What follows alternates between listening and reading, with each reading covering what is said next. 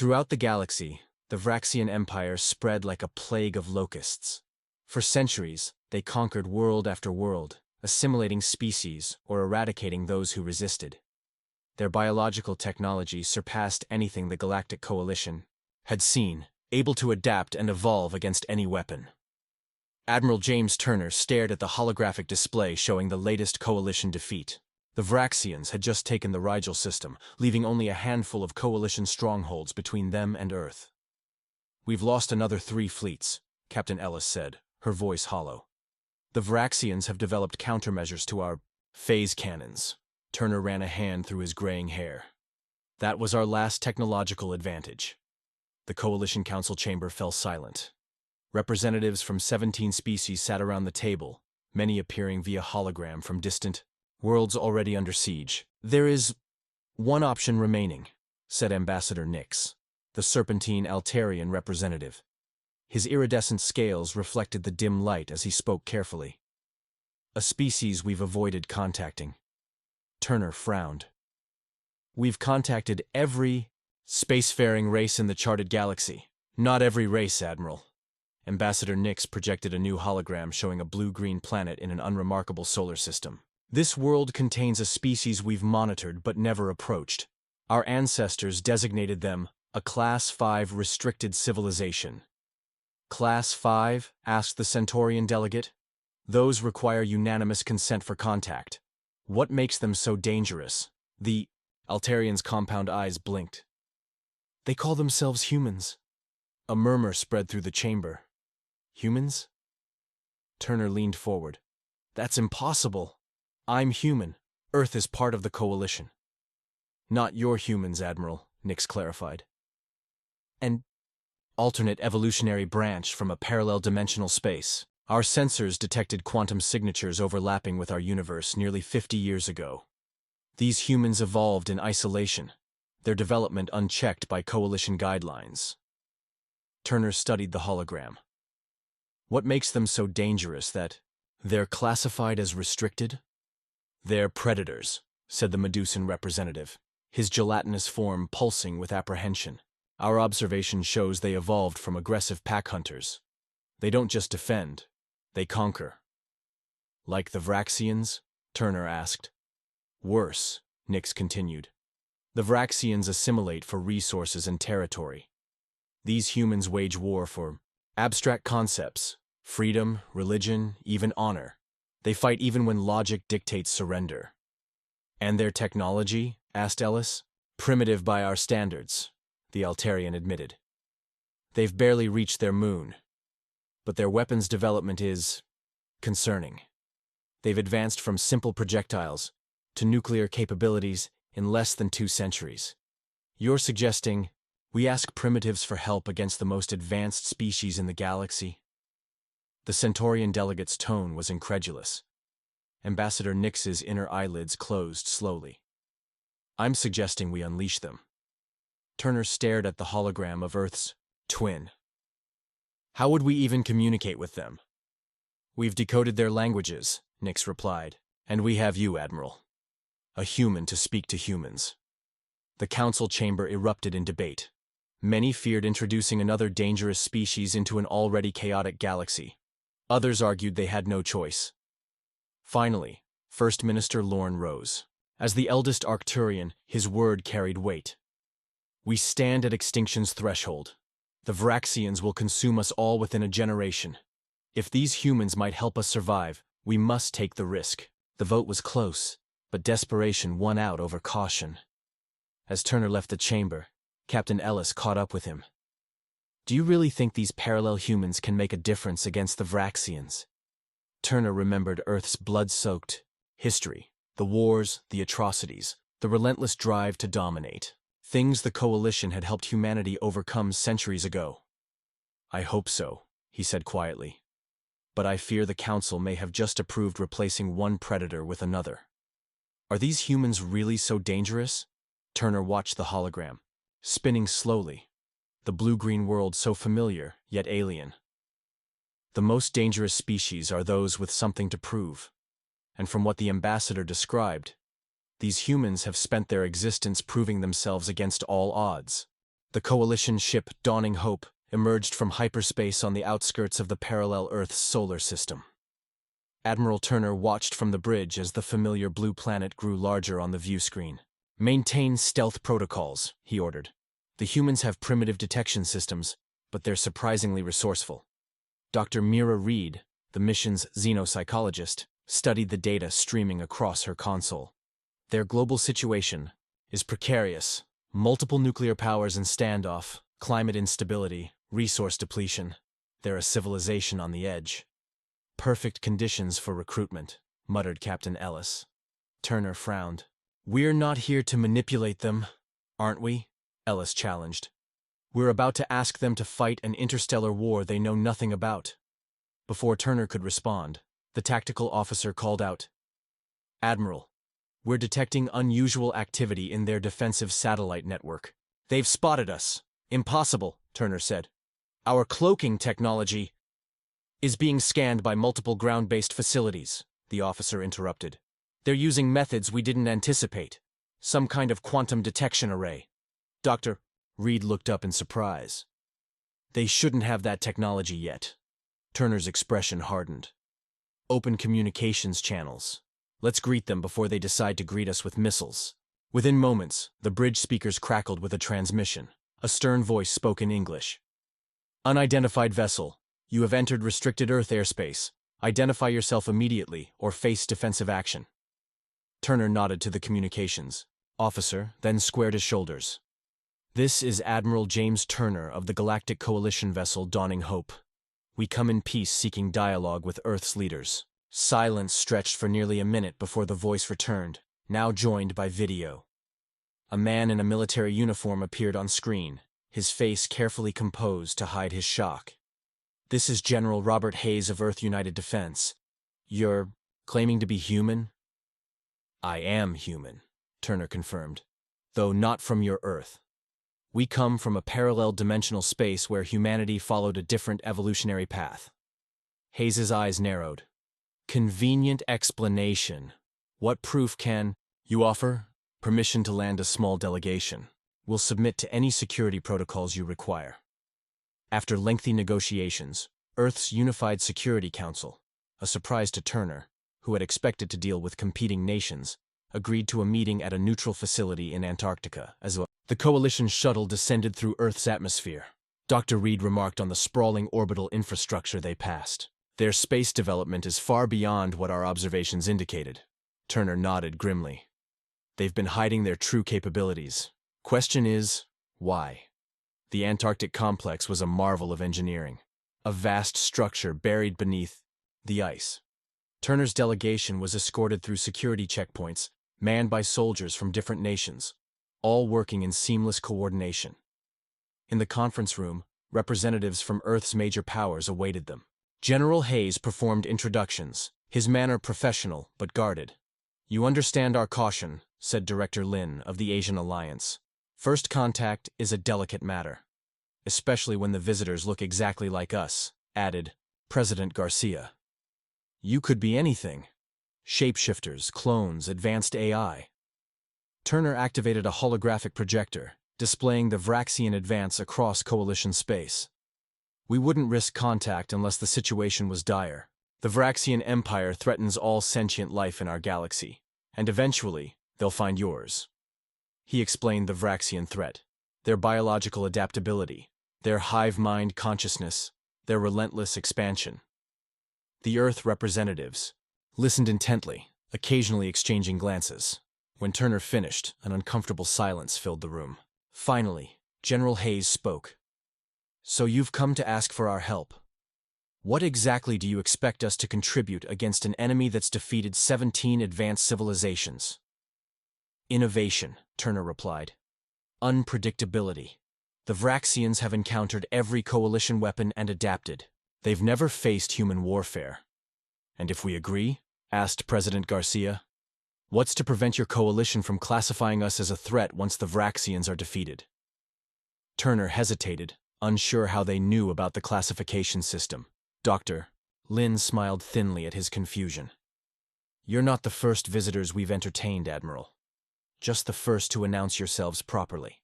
The revelation stunned Turner's delegation. Earth had already been contacted, and apparently by species outside Coalition jurisdiction. When? Turner demanded. By whom? General Hayes gestured to an aide who activated a holographic display of their own, showing spacecraft designs Turner didn't recognize. First documented contact was 83 years ago, Hayes explained. A damaged vessel crashed in a remote area. The occupants were not friendly. We've had 12 distinct alien species visit since then. Some peaceful, some not.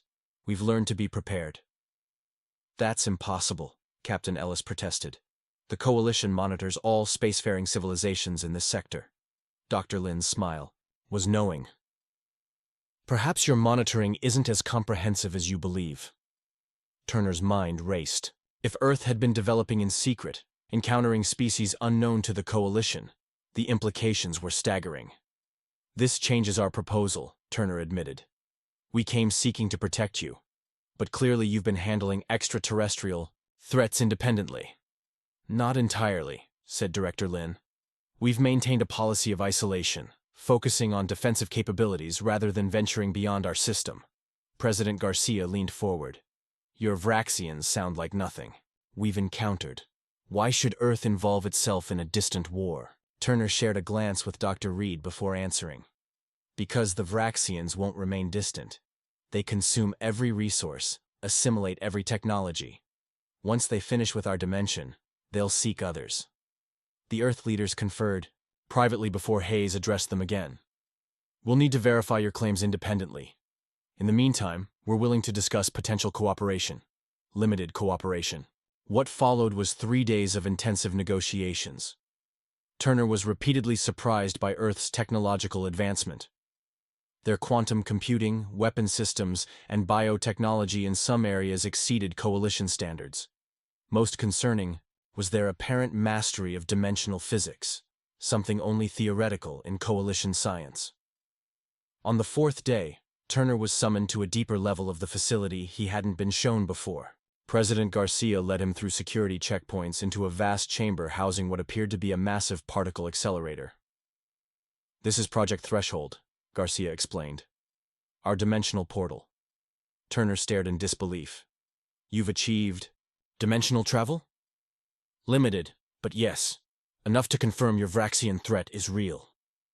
Garcia's expression darkened. We sent probes. What we saw convinced us this isn't just your war anymore. Later, the Earth Security Council presented their proposal. We'll provide technological exchange and tactical support, General Hayes stated.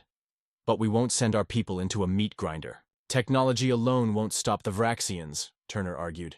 They adapt too quickly. We're not offering just technology, Director Lin clarified. She gestured to a side door where a group of figures entered. They appeared human, but moved with uncanny precision.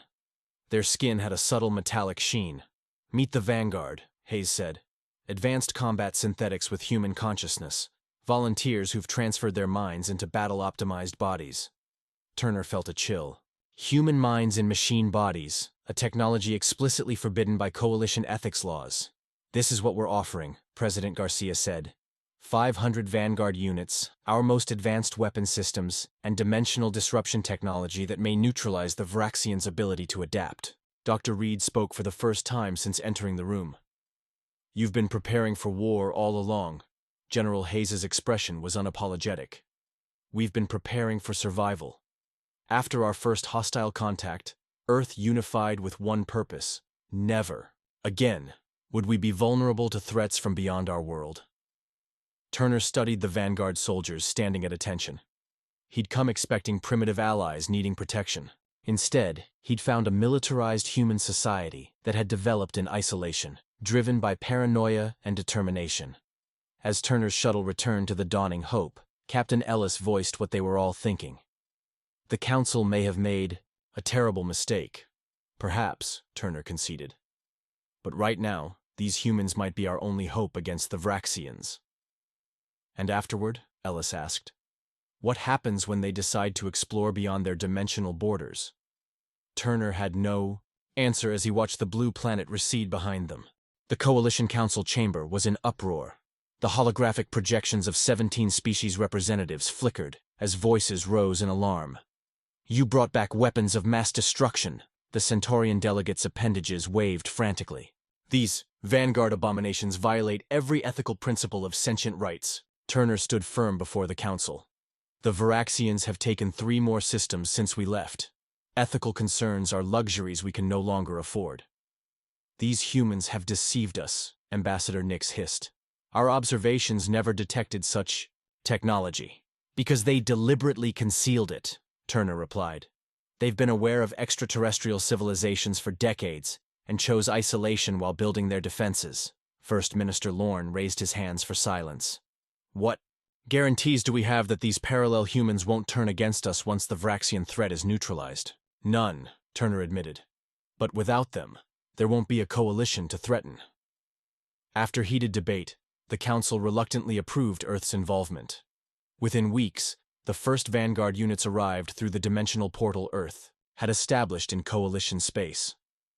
With them came Earth's military advisors and engineers to integrate their weapons systems with Coalition technology. Colonel Marcus Wright led the Earth contingent, a stern man who had transferred his consciousness into a Vanguard body. "My original form died of cancer 5 years ago," he explained when Turner inquired. "This was my second chance to serve." The Vanguard units were deployed to Proxima Station, the Coalition's last major stronghold before the core worlds.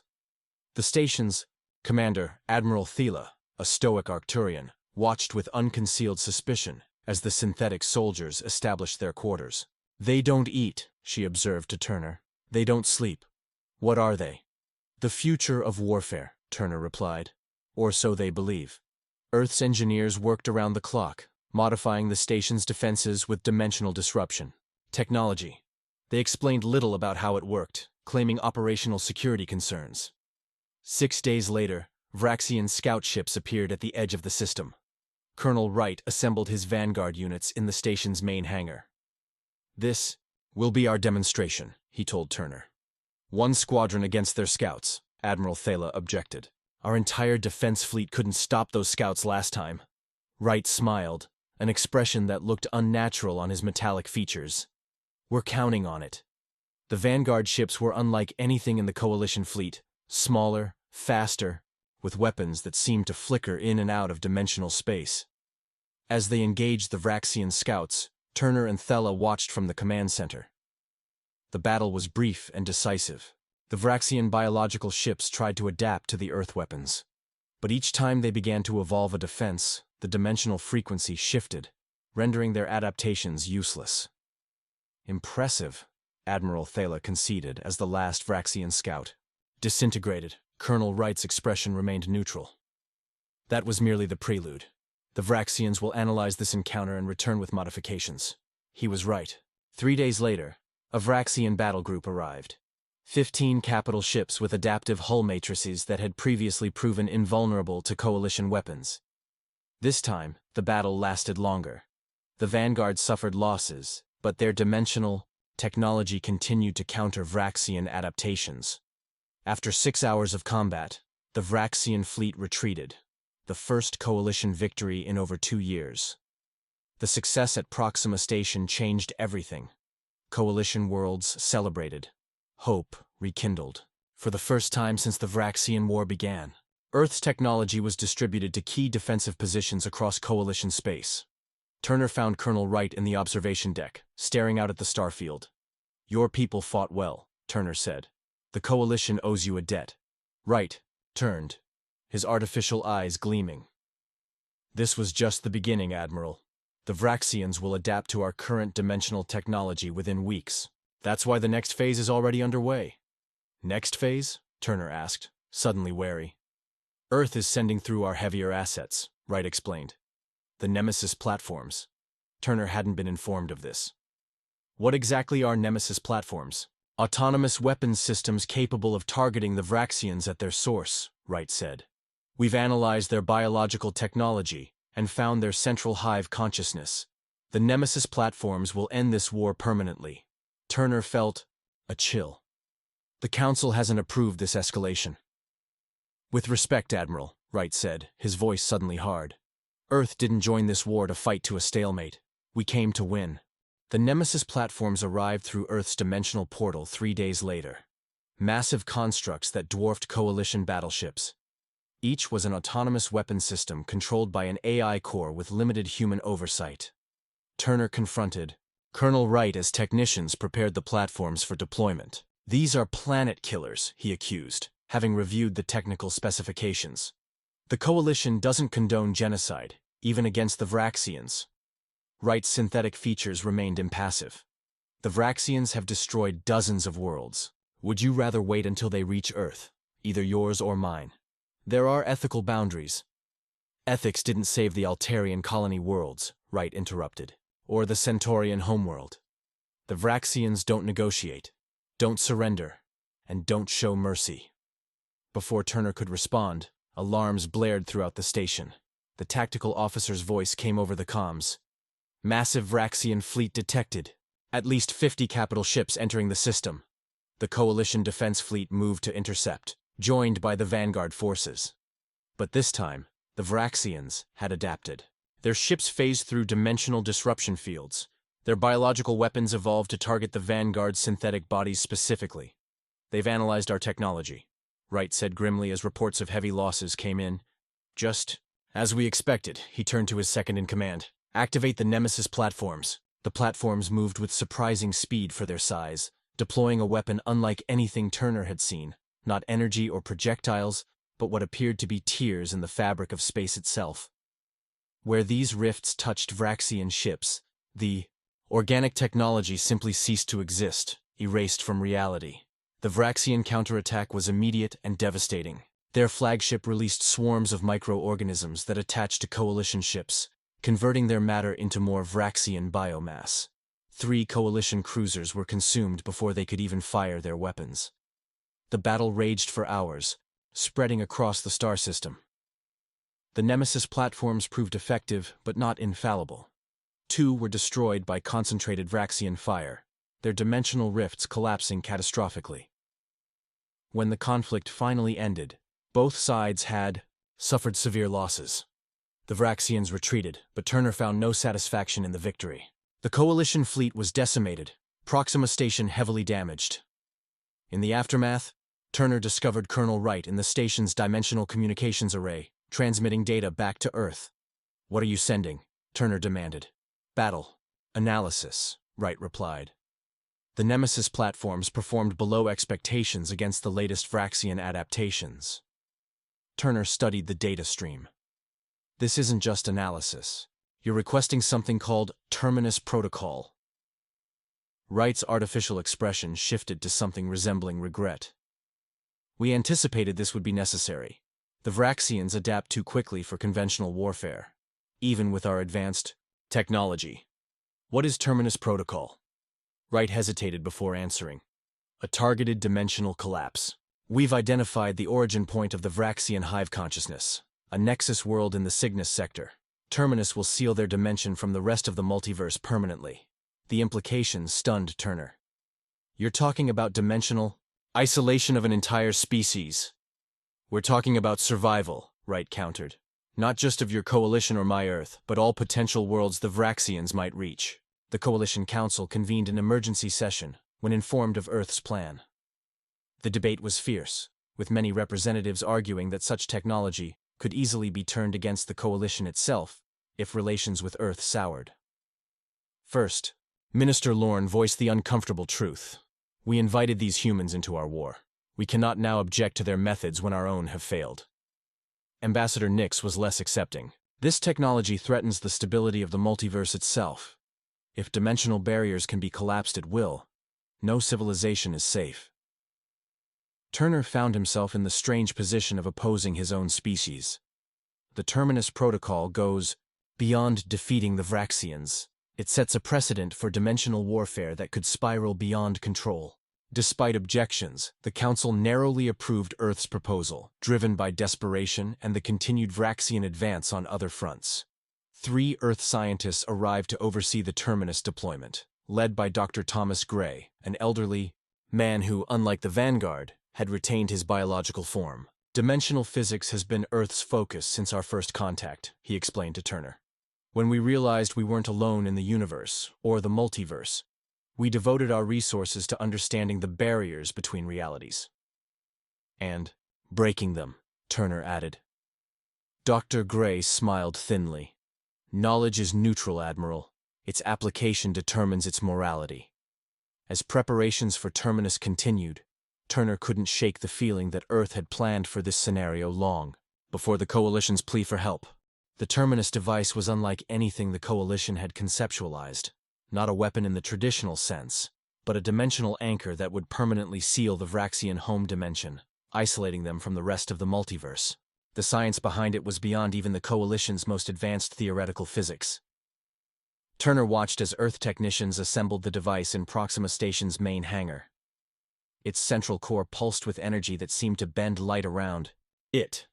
Once deployed at the nexus point, it will create a cascading dimensional barrier, Dr. Gray explained. The Vraxians will be contained within their own pocket of reality, unable to expand further.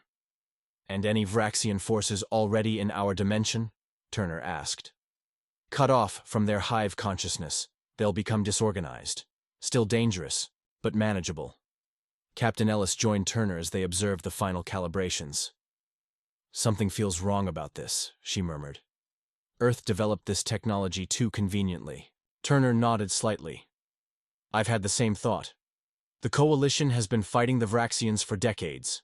Earth enters the conflict and within weeks has the perfect solution? Almost as if they were prepared specifically for this enemy. Dr. Gray approached them, having overheard their conversation. Your suspicions are understandable but misplaced. Earth developed dimensional technology for defensive purposes after our early encounters with hostile species. The Vraxians simply happen to be vulnerable to it. And after the Vraxians, Ellis pressed, what happens to this technology then? Gray's expression remained neutral. That will depend on the nature of our continued relationship with the Coalition. The mission to deploy Terminus was assembled quickly. A joint task force of Coalition, ships, and Earth's vanguard forces. The target was a remote system near Vraxian space, where scans had detected unusual dimensional energy signatures consistent with the Vraxian nexus. Colonel Wright would lead the Earth contingent, while Admiral Thala commanded the Coalition forces. Turner insisted on joining the mission, despite objections from both Earth and Coalition leadership. As the fleet prepared to depart, Turner received an unexpected visitor in his quarters, Ambassador Nix. Admiral, I must speak with you in private, the Altarian said, his compound eyes darting nervously to ensure they weren't observed. Once sure they were alone, Nix activated a device that created a field-blocking surveillance. Our scientists have been analyzing Earth's dimensional technology. What they've discovered is concerning. What have they found? Turner asked. The Terminus device doesn't just create a barrier, it collapses dimensionality completely. The Vraxian home dimension won't be sealed off. It will cease to exist entirely. Turner felt the blood drain from his face. That's genocide on a cosmic scale. Worse, Nix continued. The collapse may not be containable. It could spread to neighboring dimensional spaces, potentially including our own. Have you informed the Council? Nix's scales rippled with distress. Earth has supporters on the Council who dismiss our findings as theoretical. But our most advanced models suggest a 22% chance of cascade failure affecting our dimension. Why tell me this? Because you're human, yet you've shown you can think beyond species loyalty. And because you'll be with the deployment team. If our fears are justified, you may be the only one who can prevent catastrophe. The mission launched the following day. As the fleet traveled through hyperspace, Turner discreetly shared Nix's warning with Captain Ellis and Admiral Thala. They agreed to monitor the Terminus deployment closely. When the fleet arrived at the target system, they found it eerily empty. No Vraxian ships, no defenses. Suspicious, Admiral Thala remarked from the bridge of her flagship. The Vraxians never leave nexus points undefended. Colonel Wright seemed unconcerned. Our intelligence indicated this nexus was recently established. They may not have fortified it yet. The fleet approached a barren planet orbiting a red dwarf star, the source of the dimensional energy readings. Scans showed unusual structures on the surface that matched known Vraxian architecture. As the deployment team prepared to transport the Terminus device to the surface, Turner made his decision. He requested a private channel to Colonel Wright. "Colonel, I need to inspect the Terminus device before deployment. Ambassador Nix's scientists have raised concerns about potential dimensional instability." Wright's synthetic features hardened. "That won't be necessary, Admiral. The device has been thoroughly tested. Nevertheless, as Coalition representative, I insist on verification before deployment." After a tense silence, Wright agreed. Turner, accompanied by Captain Ellis and 2 Coalition engineers, transported to the Earth vessel carrying the Terminus device. What they found confirmed their worst fears. The device's parameters were set far beyond what Dr. Gray had disclosed, enough to trigger not just isolation, but complete dimensional collapse. As Turner attempted to access the controls, alarms blared throughout the ship. Colonel Wright's voice came over the comms. "Step away from the device, Admiral. This is your only warning." Turner turned to find armed Vanguard soldiers entering the chamber, weapons raised. "You don't understand what you're doing," Turner said. "This won't just destroy the Vraxians, it risks our dimension too." "A calculated risk," Wright replied as he entered behind his soldiers. "And one Earth is prepared to take." "What's Earth's real agenda here?" Turner demanded, standing his ground despite the weapons trained on him. "This goes beyond defeating the Vraxians." Colonel Wright studied Turner for a moment before answering. "Earth's history with alien contact has been instructive. The first species that found us tried to conquer us. The second tried to exploit our resources.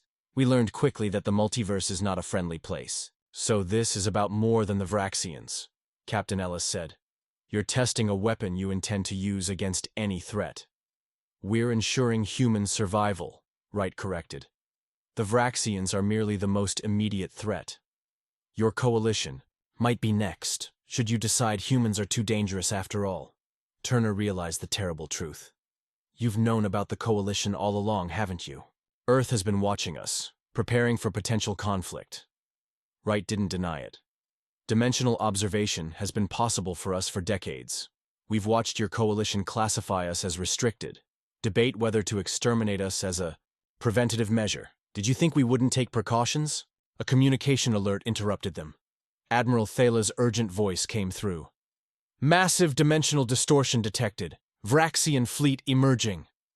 The viewport suddenly filled with Vraxian bioships, not dozens but hundreds, pouring through what appeared to be a dimensional rift. "They knew we were coming," Ellis whispered. Wright's artificial features showed genuine surprise. "Impossible. They can't have detected—" "They didn't have to," Turner realized. "This was never their nexus point. They've been tracking us since Proxima, waiting for us to deploy the Terminus device." The fleet erupted into chaos as Vraxian forces attacked from all sides. Coalition ships formed defensive formations while Earth's Vanguard vessels moved to protect the ship carrying the Terminus device. "We need to abort the mission," Turner insisted. "No," Wright countered. "This changes nothing. If the Vraxians are here in force, deploying Terminus becomes even more critical." An explosion rocked the ship. Status reports flooded in. The Vraxians had adapted again, developing weapons that specifically targeted dimensional technology. 3 Earth ships had already been destroyed. Admiral Thala's flagship took heavy damage but continued fighting. "We can't hold them off much longer. Whatever you're going to do it now." Wright turned to his technicians. "Prepare for immediate deployment. Target the largest concentration of Vraxian ships." "That's not what Terminus was designed for," Dr. Gray objected, entering the chamber. "Using it as a direct weapon could destabilize this entire region of space." "We have no choice," Wright insisted. "It's them or us." As they argued, Turner noticed Captain Ellis quietly accessing a terminal near the Terminus device. She caught his eye briefly, giving an almost imperceptible nod. The ship shuddered as another blast hit them. Artificial gravity fluctuated, and emergency lights activated. "Structural integrity compromised," announced the ship's AI. "Hull breach. On decks 3 through 7, Wright made his decision. "Deploy Terminus now. Target the Vraxian command ship." The technicians complied, initiating the deployment sequence. The Terminus device hummed to life, its core pulsing with increasing intensity. "Deployment in 30 seconds," announced a technician. Turner moved closer to Ellis. "What did you do?" he whispered. "Redirected the targeting coordinates," she murmured back, "and modified the dimensional frequency." Before Turner could ask more, Wright noticed the altered settings. "What have you done?" he demanded, rushing to the control panel. "Saving us all," Ellis replied firmly. "I've recalibrated Terminus to create a temporary dimensional barrier instead of collapse. It will cut off the Vraxian fleet from reinforcements without risking multiversal stability." Wright raised his weapon. "Override the changes. Return to original parameters." "Too late," Ellis said as the countdown reached 0. The Terminus device activated, releasing a pulse of energy that expanded outward in a sphere of shimmering light. Where it touched Vraxian ships, they didn't disintegrate as Wright had planned. Instead, they froze in place, caught in dimensional stasis. "What's happening?" demanded Wright. Dr. Gray studied the readings with astonishment. "She's created a localized dimensional bubble. Time inside is moving at infinitesimal speed compared to our reference frame. The effect spread throughout the battlefield, enveloping Vraxian ships but leaving Coalition and Earth vessels untouched. Within minutes, the entire Vraxian fleet was effectively neutralized. Not destroyed, but suspended in a moment of time that would last centuries from their perspective." In the aftermath, as Coalition forces secured the area, Turner confronted Wright. "Earth was never interested in alliance. You saw us as another potential enemy to neutralize." Wright's synthetic features showed something like resignation. "We did what any species would do, prepared for the worst while hoping for better." "And now?" Turner asked. The answer came from Dr. Gray. "Now we reassess. Captain Ellis's modification to Terminus provides an alternative to dimensional warfare, containment, rather than destruction." The journey back to Proxima Station was subdued. The Coalition fleet had suffered heavy losses, but for the first time, they had achieved a decisive victory against the Vraxians. The Coalition Council convened to determine next steps. The modified Terminus technology could potentially neutralize all Vraxian forces without the ethical concerns of dimensional collapse. Earth's Security Council, communicating through the dimensional portal, seemed genuinely impressed by the alternative solution. President Garcia addressed the Coalition. "Perhaps we've been too shaped by our history of conflict. Captain Ellis has shown us another path." First Minister Lorne spoke for many when he said, "We sought help from humans believing them to be dangerous predators who could match the Vraxians in ferocity. Instead, they've reminded us that intelligence tempered with compassion is the truly superior evolutionary trait." Turner wasn't entirely convinced Earth had abandoned its defensive paranoia, but it was a start. As he watched Coalition and Earth, representatives begin discussing a more permanent alliance.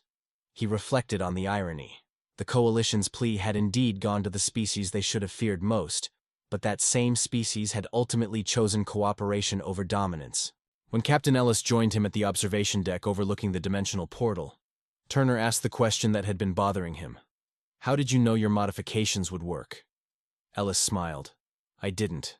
But I knew destroying an entire dimension of life wasn't the answer to saving ours. Sometimes survival isn't about who has the biggest weapon. It's about who has the wisdom to know when not to use it." The dimensional portal flared with new activity as the Terminus technology was refined and deployed across key sectors of Coalition space. The modified device created containment fields around major Vraxian strongholds, effectively quarantining their forces without destruction. 6 months later, Turner stood on the observation deck of New Earth Station, a joint Coalition Earth facility established in neutral dimensional space. Representatives from both human worlds worked alongside Coalition scientists, studying the Vraxian threat from the safety of their dimensional barriers. "We've detected communication attempts from the Vraxian High Command," reported Dr. Gray, now a permanent liaison between Earth and the Coalition. "They're requesting negotiation." Turner raised an eyebrow. "The Vraxians have never negotiated before." "They've never faced dimensional isolation before," Dr. Gray replied. "Their hive consciousness evolved for continuous expansion. Confinement is apparently persuasive." The Coalition Council debated for weeks whether to engage with the Vraxian overtures. Many argued it was a trap. Others saw an unprecedented opportunity for peace. In the end, It was Captain Ellis who volunteered to lead the contact team. "We created this situation," she said. "We should be willing to see it through." The meeting took place at the edge of a dimensional barrier, with Ellis and Turner representing the Coalition and Earth, while a Vraxian emissary, a towering insectoid being with bioluminescent appendages, spoke for their empire. "Your species has accomplished what we thought impossible," the Vraxian communicated through a translation field. "You have contained the uncontainable." "We prefer containment to destruction," Ellis replied, "a preference your kind might consider adopting." The negotiations were tense but productive. The Vraxians, faced with dimensional isolation, proved surprisingly adaptable in their thinking. Without the ability to expand and consume, they were forced to consider sustainable existence. A treaty was eventually signed. The Vraxians would remain in their designated regions of space, their expansion halted, but their civilization intact. In exchange, the Coalition would gradually remove the dimensional barriers, allowing controlled Vraxian presence in Coalition space under strict monitoring. As Earth and the Coalition formalized their alliance, Turner couldn't help but reflect on how close they had come to mutual destruction. Their fear of the Vraxians had nearly led them to become what they feared most: genocidal conquerors willing to destroy entire dimensions. "We made the right choice," Ellis said, joining him as they watched Earth's delegation depart through the dimensional portal. "Both humanity and the Coalition." Turner nodded. "Though I wonder if we'll ever truly trust each other. Earth still maintains its defensive posture, and the Coalition still classifies parallel humans as potentially dangerous." "Trust takes time," Ellis replied, "but we've taken the first step, recognizing that strength doesn't always mean victory, and that victory doesn't always require destruction." In the years that followed, Earth gradually opened its dimensional borders, allowing limited cultural and scientific exchange with the Coalition. The Vanguard units were repurposed for exploration rather than warfare, and the Nemesis platforms were dismantled, their technology secured under joint Earth Coalition oversight. The Vraxians, true to their adaptive nature, evolved new cultural and social structures that allowed them to thrive within limited space. Their biological technology, once focused solely on warfare, began producing innovations in medicine and environmental restoration. And throughout the galaxy, a new understanding spread that the most dangerous species are not always the most ruthless, but often those with the capacity to choose a different path when faced with extinction. Humanity's parallel evolution had, indeed, produced predators, but predators capable of compassion. When First Minister Lorne retired from the Council, his final address acknowledged the irony that had saved them all.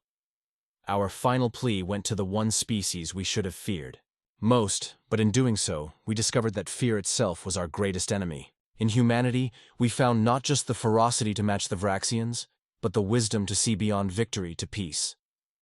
Turner, now ambassador to Earth, kept a small memento in his office, a deactivated component from the original Terminus device, modified by Captain Ellis's quick thinking. It served as a reminder that sometimes the most human solution isn't the most obvious one, and that the most dangerous species in the universe might also be its greatest hope. The end.